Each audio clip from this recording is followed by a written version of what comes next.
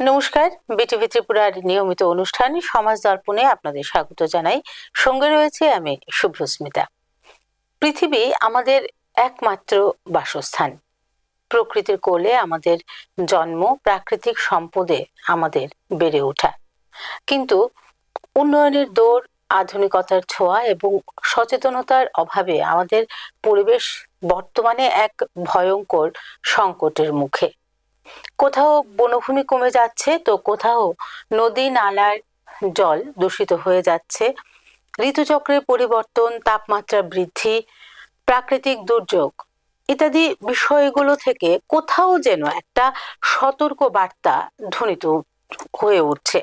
স্বভাবতই প্রশ্ন উঠছে যে সত্যি কি আমরা পরিবেশের প্রতি বা প্রকৃতির প্রতি আমরা আমাদের দায়িত্ব পালন করছি?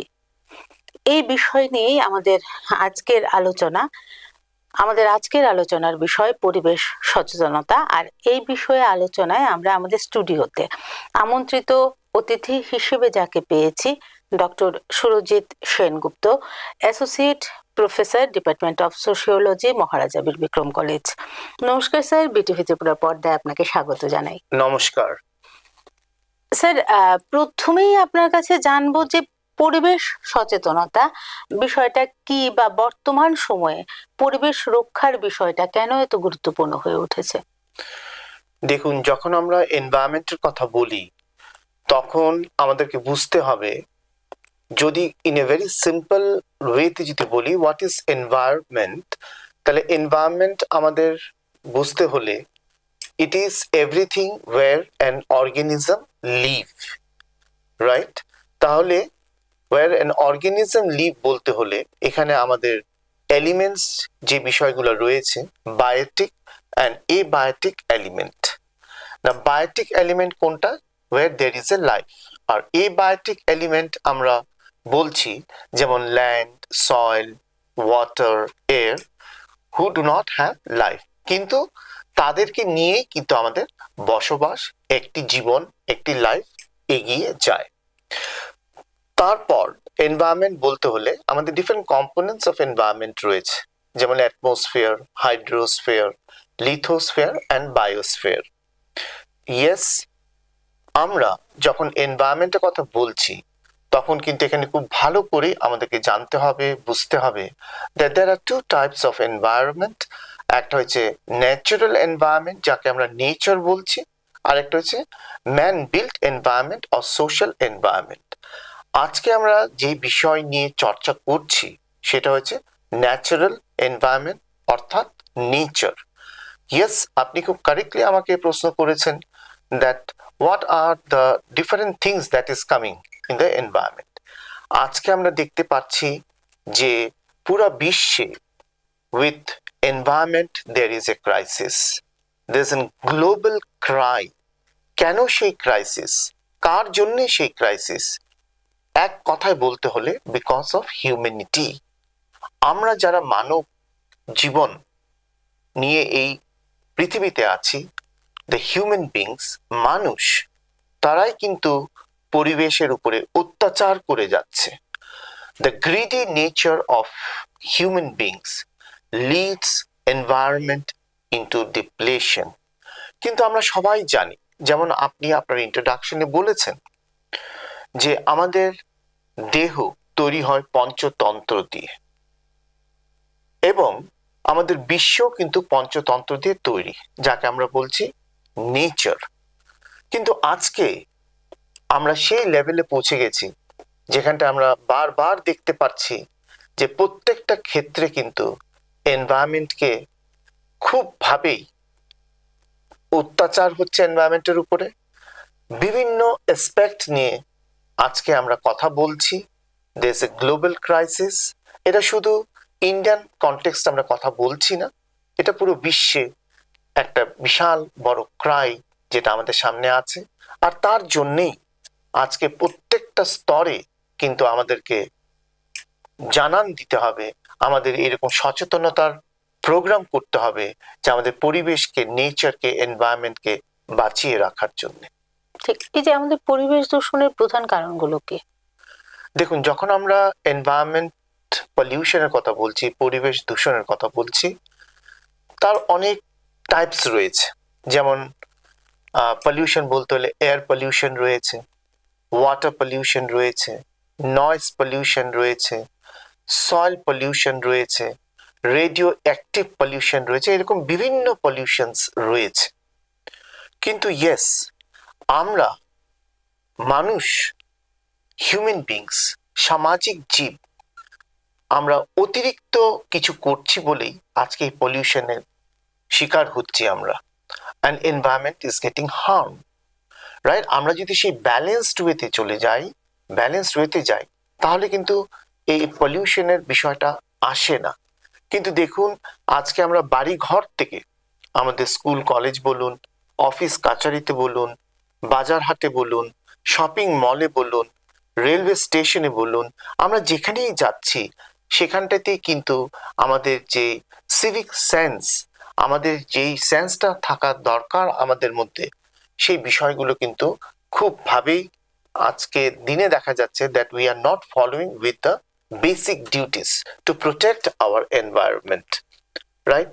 যেমন আজকে বলতে হলে এই যে প্রত্যেক বাড়িতে আপনি দেখবেন 2-3টা করে গাড়ি রয়েছে, 2 হুইলার্স, 4 হুইলার্স, প্লাস আপনার রেফ্রিজারেটর, এয়ার কন্ডিশন, এই যে বিষয়গুলো, বিকজ আজকে আমাদের কমফোর্ট লাইফ, কিন্তু সেই কমফোর্ট লাইফে কিন্তু আমরা পলিউশনকে বাড়াচ্ছি। Okay, there is an environmental depletion, degradation, right? এই যে আজকে আমাদের কনসেপ্টগুলো রয়েছে, ক্লাইমেট চেঞ্জ বলুন, গ্লোবাল ওয়ার্মিং বলুন, now this all are leading to all such problems. কার জন্যে, কার দ্বারা? Because it is for human beings, মানুষ। বিকজ আমাদের গ্রিড, এখানে একটাই বিষয় বলার, যে আমাদের যে গ্রিডটা, সেই গ্রিডটাকে অনেকটা নিয়ন্ত্রণে আনতে হবে, অনেকটা কন্ট্রোলে আনতে হবে। নেচার হ্যাজ গিভেন প্ল্যান্টি, আমাদেরকে ভরপুর দিয়েছে, কিন্তু আমাদের সেই লিমিট আমাদের মধ্যে থাকাটা খুবই দরকার। ঠিক। এই যে জলবায়ুর পরিবর্তন, এই জলবায়ুর পরিবর্তন আমাদের জীবনকে কিভাবে প্রভাবিত করছে? ইয়েস, খুব ইম্পর্টেন্ট অ্যান্ড পার্টিনেন্ট কোয়েশ্চেন যেটা আপনি রেজ করলেন। দেখুন, এই কথাটা বলতে হলে এত স্বল্প সময়ে সবকিছু তুলে ধরাটা ইজ ডিফিকাল্ট, কিন্তু আমি এখানে বেসিক কয়েকটা বিষয় বলতে চাই। দেখুন, আমাদের এনভায়রনমেন্টাল কনসেপ্টে আমাদের রাইট ফ্রম, যদি আমাদের বাড়িঘর থেকে আমরা দেখি, দেখুন বাড়িঘর থেকেই কিন্তু, একটা পরিবার থেকেই কিন্তু এই সমাজের সৃষ্টি। তাহলে একটি শিশুকে, একটি ছেলেকে, একটি মেয়েকে এই যে মেসেজগুলো, এই যে বার্তাগুলো, এই যে তাদের বিহেভিয়ারাল অ্যাসপেক্ট, কিভাবে এনভায়রনমেন্টের সাথে তারা মিলেমিশে চলবে, জাস্ট লাইক এ ফ্রেন্ড, এই মেসেজগুলো কিন্তু বাড়ি ঘর থেকেই পরিবারের সদস্যরাই কিন্তু প্রজন্মকে ধরিয়ে দেওয়াটা দরকার এবং ভেরি ইম্পর্টেন্ট। ইয়েস, আমরা যদি এই বিষয়টা এই জায়গাটায় দেখি, তাহলে কিন্তু অনেকভাবেই আমরা কিন্তু নিয়ন্ত্রণে আনতে পারি। যেমন আমাদের এনভায়রনমেন্টাল কনসেপ্টে, আপনার প্রশ্ন দিয়ে আমি বলছি, আমি আসছি আপনার প্রশ্নতে। এনভায়রনমেন্টাল কনসেপ্টে আমাদের 3R বলে আছে, যেটা হচ্ছে reduce, reuse and recycle, right? Reduce, reuse and recycle যে কনসেপ্টটা, এটা খুবই ইম্পর্টেন্ট ইন এভরি অ্যাসপেক্ট। আপনি গ্লোবাল ওয়ার্মিং এর ক্ষেত্রেই বলুন, ক্লাইমেট চেঞ্জের ক্ষেত্রেই বলুন, আপনার সাস্টেনেবল ডেভেলপমেন্ট, সাস্টেনেবল এনভায়রনমেন্টের ক্ষেত্রেই বলুন, এই 3Rs plays an important role. আর এই 3R কোথার থেকে শুরু হতে হবে? আমাদের বাড়ির থেকে। দেখুন, আজকে আমরা এতটাই কনজিউমারিস্টিক, আমাদের শুধু চাই, উই আর নট স্যাটিসফাইড। আমার বাড়িতে অনেক কিছু জিনিস রয়েছে, আপনি পোশাক আশাক বলুন, আসবাবপত্র বলুন, ইউটেন্সিলস বলুন, কিন্তু না, উই আর নট স্যাটিসফাইড। আমি বাজারে গেলাম, আমার একটা জিনিস পছন্দ হলো, আমি বাজার থেকে কিনে নিয়ে এলাম, কিন্তু তার সাথে তো ওয়েস্ট প্রোডাক্টগুলো চলে আসছে, প্যাকেজ মেটেরিয়াল চলে আসছে। আমরা বারবার বলছি, বারবার নির্দেশিকা আসছে, পলিসিস ফ্রেম হয়েছে that we should avoid plastic, কিন্তু আজ আমরা প্লাস্টিক অ্যাভয়েড করতে পারিনি, বিকজ ইন এভরি অ্যাসপেক্ট আমাদের প্লাস্টিক আমাদের জীবনের সাথে জুড়ে আছে। But we know the harm of plastic, because plastic are non biodegradable. বারবার আমাদের কাছে মেসেজ আসে, আমাদের অ্যাওয়ারনেস সচেতনতার প্রোগ্রাম হচ্ছে, যে কি বলে হচ্ছে, যে উই হ্যাভ টু মানে প্লাস্টিককে ইউজ করতে না, সিঙ্গেল ইউজ প্লাস্টিক। কিন্তু today we can see that the plastic has reached deep down the ocean and at the top of the mountain hills etc. তার মানে দেখুন, এই যে ছোট ছোট বিষয়গুলো আমাদের সামনে যে বিষয়গুলো রয়েছে, এই বিষয়গুলো কিন্তু খুব গুরুত্বপূর্ণ, আর এই বিষয়গুলোই কিন্তু লিড করে to global warming and climate change, right? তাহলে আমাদেরকে এখানটায় সতর্ক হতে হবে। যখন আমার যে জিনিসটার প্রয়োজন নেই, তখন আমি সেই জিনিসটাকে ওইভাবেই দেখব। যখন রুমের মধ্যে কেউ থাকে না, আলোটাকে নিভিয়ে রাখা, ফ্যানটাকে বন্ধ করে রাখা, জল যখন আমরা ইউজ করছি না, ট্যাপটাকে বন্ধ করে রাখা। কিন্তু এই যে বেসিক জিনিসগুলো, এই বেসিক জিনিসগুলো তো আমাদের মধ্যে অনেকটা ল্যাকিং, রাইট? আমাদের অপর্যাপ্ত আছে বলে আমরা সব ইউজ করছি, but one way or the other or round the way we are depleting the environment and its resources, because আমাদের এখানে প্রত্যেকের দায়িত্ব যে আমাদের পরিবেশকে, নেচারকে, মাদার আর্থকে, okay, we have to protect because environment is fragile, environment এতটাই delicate, তাকে খুব যত্ন সহকারে রাখতে হবে, but environment has given us plenty. Why today we are hearing about climate change? আমরা এতটা কনসার্ন কেন? গ্লোবাল ওয়ার্মিং এতটা কনসার্ন কেন? আজকে কেন গ্লেশিয়ার্স গলে যাচ্ছে, বরফ গলে যাচ্ছে? ওকে, মানে এক্সট্রিম ওয়েদার, ইরেটিক মনসুন, কথা নাই বার্তা নেই, এইভাবে বৃষ্টি, ধস নেমে যাচ্ছে, বিকজ প্রকৃতি তার উত্তর দিচ্ছে, রাইট? ধস নেমে যাচ্ছে। আজকে আমরা শুনছি ক্লাউড বাস্ট, যে বিষয়টা আমরা আগে কখনোই জানতাম না, সুনামি, এই যে বিষয়গুলো, because environment is beyond the human control, এটা আমরা জানি। তাহলে সেইভাবেই তো পরিবেশকে আমাদেরকে সযত্নে রাখতে হবে। কিন্তু এখানে এটাই ম্যাটার করে যে রাইট ফ্রম দ্য পরিবার, যেটা আপনার প্রশ্ন ছিল, যে আজকে কেন আমরা এই কথাগুলো বলছি, কেন আমরা এই কথাগুলো নিয়ে গ্লোবাল প্ল্যাটফর্মে কথা বলছি। দেখুন, বিগত কয়েক বছর আগে আমাদের ইন্ডিয়াতে G20 প্রেসিডেন্সি হয়ে গেছে। Y20 একটা পার্ট ছিল, যেখানটায় ইউথসরা round the G20 presidency country যারা ছিল, ওখানে কিন্তু মূল বক্তব্যই, মূল ইস্যু কিন্তু সবের মধ্যে একটা ছিল, climate change and sustainable development. কেন আজকে টেকসই উন্নয়নের কথা আমরা বলছি? বিকজ ডেভেলপমেন্ট এরকমই হওয়া উচিত, which has to be sustainable, right? আমাদের সোসাইটির মানুষের দুটো জিনিসেরই প্রয়োজন আছে, যেমন আপনার ডেভেলপমেন্টের প্রয়োজন আছে অ্যান্ড এনভায়রনমেন্টকে প্রোটেকশনেরও প্রয়োজন রয়েছে। আমার রেলওয়ে স্টেশন, আমার এয়ারপোর্ট, আমার ইনফ্রাস্ট্রাকচার, আমার হাইওয়েজ, এইগুলোর আমার প্রয়োজন। তার সাথে কিন্তু আমার পরিবেশকেও যত্ন করে প্রোটেক্ট করে রাখারও প্রয়োজনীয়তা রয়েছে, because this environment or development debate it's still going on. আমার কি প্রয়োজন? আমার দুটারই প্রয়োজন। তার মানে এখানে একটাই প্রশ্ন আসছে, একটাই উত্তর আসছে, যে আমি যদি একটা গাছ কাটি, তাহলে আমাকে 10টা গাছ লাগাতে হবে।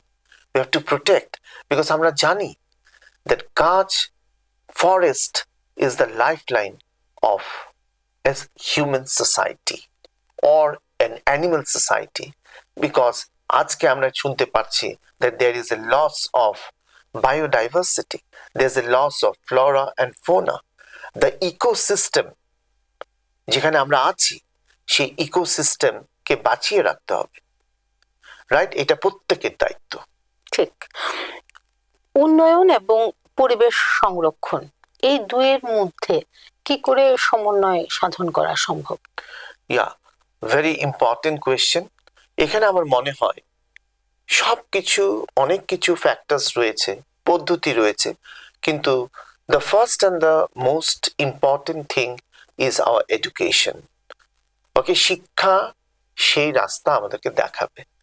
দেখুন, শিক্ষা এরকমই হওয়া উচিত যে আমরা বেসিক বিষয়গুলো, এই বিষয়গুলো নিয়ে যেন আমরা চর্চা করি, মেসেজ স্প্রেড করি, right?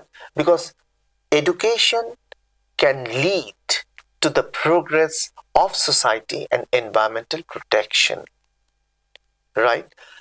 আজকে যদি যারা শিক্ষিত ও যারা শিক্ষায় এগিয়ে যাচ্ছে তারা জানে যে একটি গাছ কি ফর দ্য সোসাইটি, কিন্তু আমরা অনেক সময় এই বিষয়গুলোকে ইম্পর্টেন্স দিই না, আমরা অ্যাভয়েড করি। আমাদের চোখের সামনে অনেক কিছু হয়ে যায়, হচ্ছে, কিন্তু আমরা সেগুলোকে ইম্পর্টেন্স দিই না।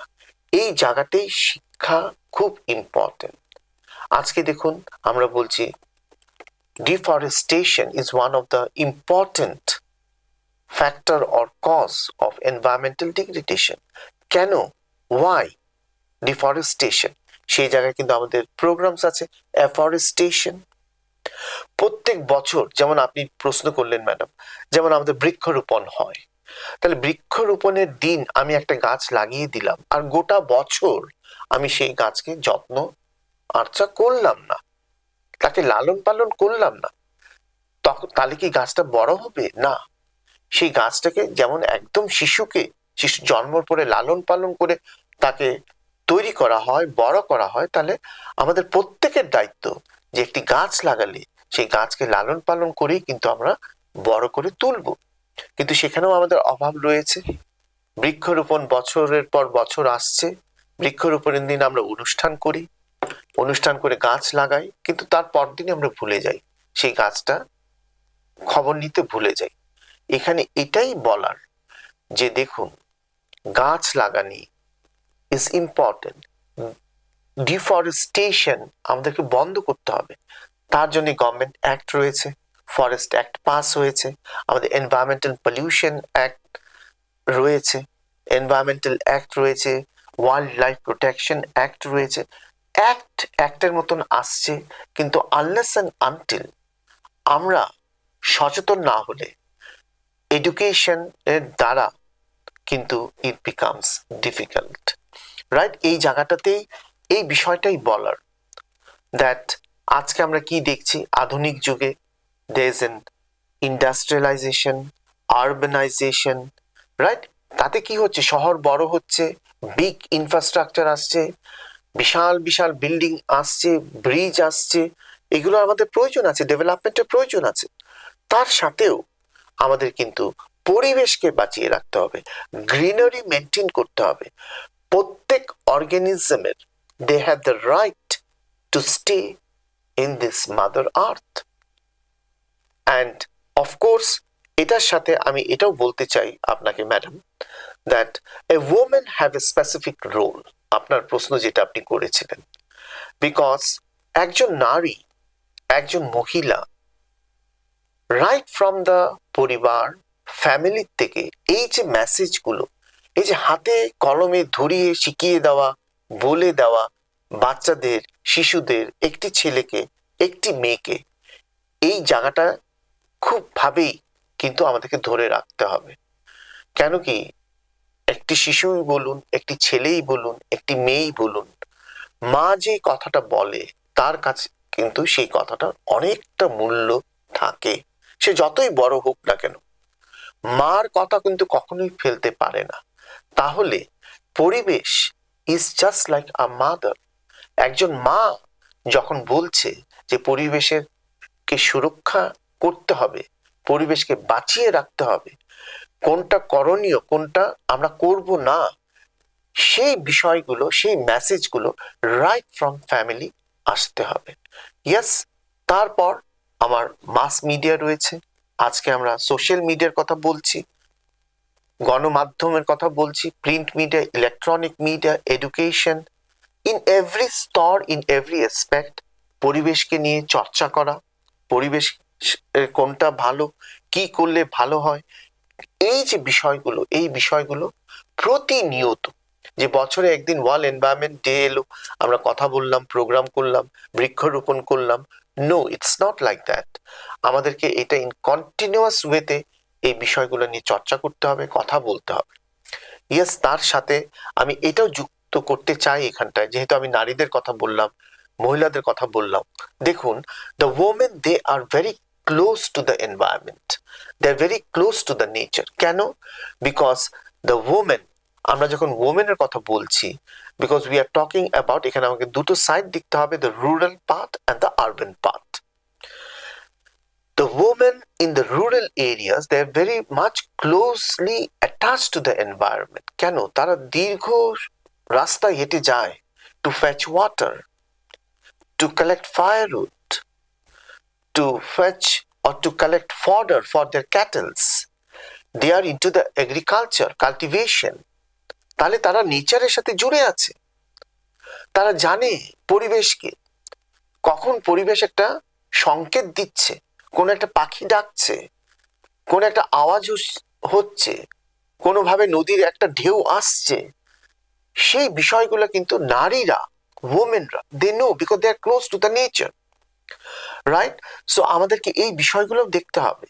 আমরা যখন পরিবেশের কথা বলি, আমরা যখন এনভায়রনমেন্টের কথা বলি, আমাকে এখানে দুটো ভাগে দেখতে হবে, the urban area and the rural area.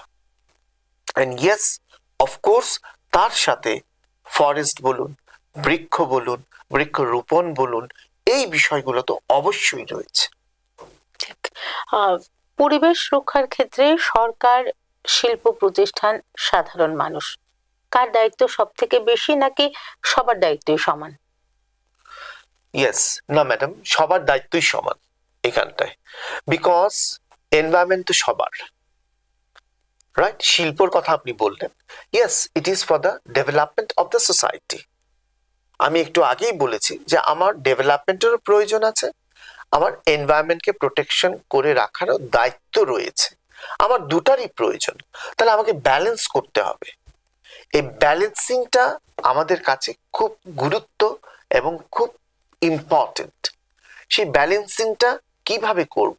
দেখুন, এখানে একটা বিষয় বলার, that we have to change our mindset, right? মাইন্ডসেটটাকে চেঞ্জ করতে হবে।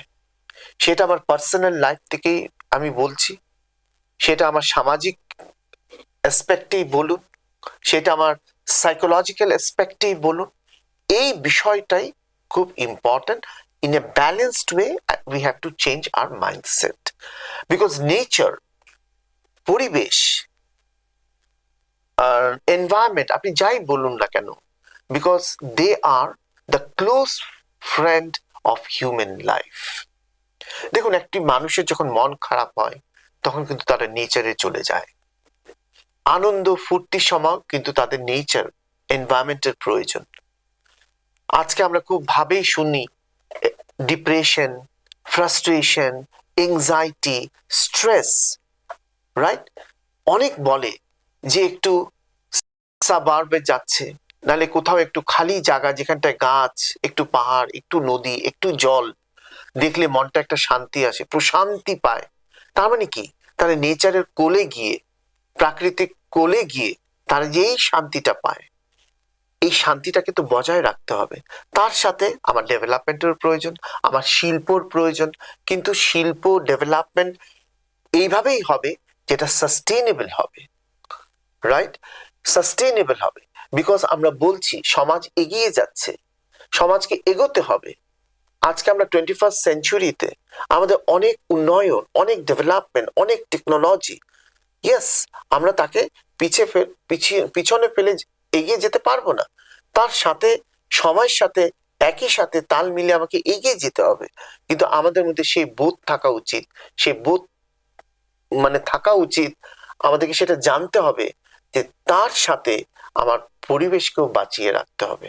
এটা আমাদের মৌলিক দায়িত্ব for each and every citizen of this world, not only for our country, irrespective of caste, creed, religion, sex, gender, region, country, because পরিবেশের কোনো boundary নেই, রাইট? তার কোনো সীমা নেই, ইটস ওপেন, ইটস গ্লোবাল। আজকে environment is in global crisis, and two protect the environment is very very important. তার সাথে দেখুন, যখন আমরা এনভায়রনমেন্ট, প্রোটেকশন, ডেভেলপমেন্ট, সোসাইটি, শিল্প যাই বলি না কেন, বিকজ আমরা মানুষ, সমাজ, সভ্যতা, we are very much concern and conscious.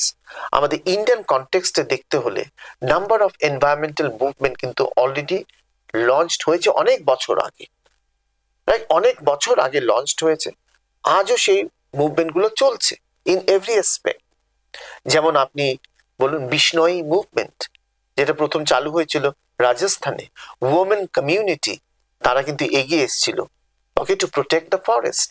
তারপর আমাদের চিপকো মুভমেন্ট উত্তরাখণ্ডে যেটা হয়েছিল, গৌরা দেবী, সুন্দরলাল বহুগুণা, কারণটা কি ছিল? গাছকে বাঁচিয়ে রাখা। তারপরে Appiko movement in the state of Karnataka, ওখানেও women folk they came forward to protect the forest. Okay, Narmada বাঁচাও আন্দোলন, Medha Patkar, she was an woman, very famous movement. এটা ন্যাশনাল লেভেলের মুভমেন্ট, আপনি রিজনাল লেভেলে বলুন, লোকাল লেভেলে বলুন, everywhere, in every region, in every state কিন্তু আমরা দেখছি যে মানুষ আজকে কিন্তু কনসিয়াস, কিন্তু সেই কনসিয়াসনেসটাকে আরো বাড়াতে হবে, আরো এগিয়ে নিয়ে যেতে হবে, আরো বৃক্ষকে বাঁচিয়ে রাখতে হবে। রবীন্দ্রনাথ ঠাকুর বলছিলেন, ফিরিয়ে দেও সেই অরণ্য, লৌহ ও নগর, রাইট? আজকে আমরা কি দেখছি? Concrete forest, okay, concrete forest in the town, সিটিজ and metropolitan areas. আমাদের সবকিছু চাই, ইয়েস চাই, তার সাথে we have to love, we have to respect, and it is our duty to protect our mother earth. Okay, mother earth is only the earth, is only the planet where life exists. তাহলে এটা সবার দায়িত্ব, it's the responsibility of each and every one of us. ঠিক। বর্তমান সময়ে আমাদের নেওয়া পরিবেশ সংক্রান্ত কোনো সিদ্ধান্ত একটি শিশুর ভবিষ্যৎকে কিভাবে প্রভাবিত করতে পারে? ইয়া, দেখুন ম্যাডাম, বর্তমান সময়ে যা সিদ্ধান্ত নেই তার জন্যই তো সেই শব্দটা উঠে আসছে, সাস্টেনেবল, সাস্টেনেবিলিটি। দেখুন, আজকে আমরা প্রত্যেকটা অ্যাসপেক্টে কিন্তু এই কথাটা বলছি, টেকসই, রাইট? সাস্টেনেবিলিটি কেন? আজকে যা যা আমরা নিচ্ছি, এই সমাজ নিচ্ছে, বিকজ একটি সমাজ এগিয়ে যায় ফর ইটস ফিউচার সিটিজেন। আজকে যারা শিশু, আজকে যারা জন্ম নিচ্ছে, যারা আজকে ছোট বাচ্চা, তাদের ভবিষ্যৎ কি হবে? তাদের ভবিষ্যৎকে সামনে রেখেই সব প্রোটেকশন অ্যাক্টগুলো পাস হচ্ছে, সাস্টেনেবল ডেভেলপমেন্টের কথা উঠে এসছে, যেখানটায় যতটুক ভাবে আমরা নেচারকে নিয়ে অ্যাজ এ ফ্রেন্ডলি ওয়ে আমরা যতটুকু এগোতে পারবো, সেইভাবেই আমাদের পলিসি ফ্রেম হচ্ছে, ওকে, আমরা এগোচ্ছি। কিন্তু ইয়েস, সেই মানসিকতা মধ্যে আমাদের পরিবর্তন আনতে হবে, আরো তাকে বিস্তার লাভ করতে হবে, নুক অ্যান্ড কর্নার চতুর্দিকে ছড়িয়ে দিতে হবে, সো দ্যাট আমাদের ভবিষ্যৎ, আমাদের ফিউচার জানি প্রোটেক্টেড থাকে with the limited resources what nature has given to us. ঠিক। আমরা একেবারেই সময়ের শেষ প্রান্তে যাব, আপনার কাছে একেবারে শেষ প্রশ্নে। আজ এই মুহূর্তে প্রত্যেকটা মানুষ যদি পরিবেশ রক্ষার জন্য একটি কাজ করার অঙ্গীকার গ্রহণ করে, তাহলে সেই কাজটি কি হবে? আমি এটাই বলবো, প্রত্যেক মানুষের ক্ষেত্রে ইয়েস, বৃক্ষরোপণ একটা কাজ হতে পারে, which is very simple. এটা এমন কিছু দক্ষতা লাগে না, কোনো কোয়ালিফিকেশন লাগে না, কোনো এডুকেশনের লেভেলের রেসপেক্ট লাগে না, কিছুই লাগে না।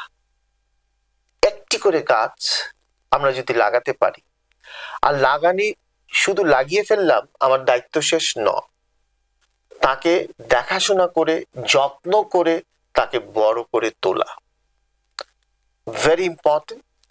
তার সাথে ইয়েস, আমাদেরকে এটা ভাবতে হবে যে এই নেচার, এই এনভায়রনমেন্ট, এটা সবার। আমি যদি মনে করি শুধু এটা আমার, তাহলে কিন্তু হবে না। তার মানে একটি পাখির, একটি পশুর, একটি জন্তুর, ইনসেক্টস, বাটারফ্লাই, সবার পরিবেশ, everyone has their own right to stay on this আর্থ। কিন্তু আমাদের জন্যে the animal life, the insect life, the bird, অনেক কিছু হারিয়ে গেছে, দুর্লভ হয়ে গেছে। তাহলে আমাদেরকে সবাইকে স্পেস দিতে হবে। ইয়েস, আমাদের উন্নয়নের প্রয়োজন, আমাদের ডেভেলপমেন্টের প্রয়োজন, তাতে আমরা এগিয়ে যাব। তার সাথে ইকুয়ালি আমাদের প্রত্যেককে নজর দিতে হবে, আমাদের কনসিয়াসনেস আমাদের মধ্যে জানি থাকে যে পরিবেশকে কিভাবে পরিষ্কার পরিচ্ছন্ন করে রাখা। তার সাথে ইয়েস, ইন্ডিয়ান কনটেক্সটে আমাদের স্বচ্ছ ভারত অভিযানও স্কিম চলছে, গুটি গুটি পায়ে আজকে অনেক দিন থেকে চলছে। তার আমাদের প্রত্যেকের দায়িত্ব। ইয়েস, তার সাথে আমি এটাও অ্যাড করতে চাই যে পরিবেশকে নিয়ে নাম্বার অফ অ্যাওয়ারনেস প্রোগ্রাম করা, ইকো ক্লাব ফর্মেশন করা, কমিউনিটি ক্লিনিং ড্রাইভ করা, কমিউনিটি ক্লিনিং ড্রাইভ প্রত্যেক পাড়ায় পাড়ায়। তার সাথে painting competition, debate competition, slogan competition, any type of competition, বাচ্চাদের মধ্যে, ইয়াং জেনারেশনের মধ্যে একটা উৎসাহ জাগিয়ে তোলা যে পরিবেশ কি, পরিবেশকে নিয়ে কেন সচেতনতার প্রয়োজন, পরিবেশকে কেন বাঁচিয়ে রাখার প্রয়োজন, এই বিষয়গুলো খুবই গুরুত্ব রাখে।